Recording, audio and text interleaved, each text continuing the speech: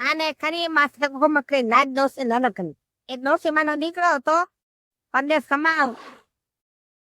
પરદેશ કમાવા જતો એને ઘરવાળીને કહેતો ગયો કે તારા છોકરાઓને હાચવ, એવી મારી બાને હાચવજે.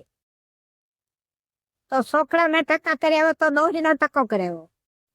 છોકરાઓના કાન નાકું ઈંધાવ્યા તો ડોહીના નાક કાન ઈંધાવ્યા.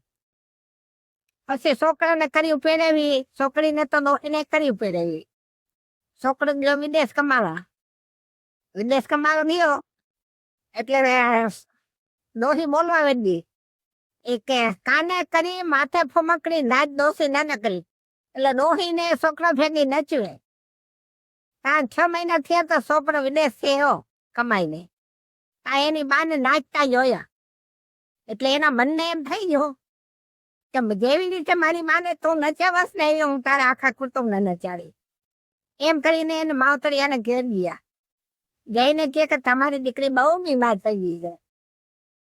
એ કે મારા માવતરીએ જોવું રહેવું તો તમારા માવતરિયા આવે અને ખાહડાના હાથ પહેરી અને આવે નાસ્તા તો હાજી થાય. એ તો એના માવતરી કઈ જો મારી દીકરીનો જીવ બચી જતો હોય તો એ કે એમાં હું અમે નાસ્તા હઈશું.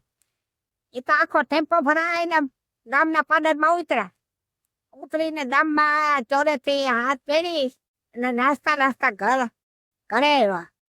ત્યાં શેરીના બધા જોવા નીકળ્યા કે આ કોણ ઢોલ વગાડે છે ને નાચે છે. એના માવતરિયા અરે ફલાણી બેન અહીં તો ખરી તારા માવતર ન તો જો કવા વે કરીને આવે છે. બેન તો ધોઈ જોવા આવી. તાતા એના માવતરના નાચતા આવતા હતા. એ કે આ શું છે બધું? તો કે અરે અમારા જમાઈ એવાથી કહી ગયા કે તારા માવતર ના આવે નાસ્તા તો તમારી દીકરી હાજર થાય.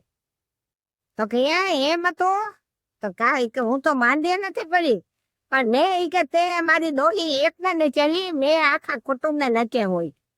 હવે તું મીઠી કે હું બેઠો ઈ કે તું નહીં જાઉં. કાને કરીને માથે ફમકડી નાચ ડોસી નનકડી.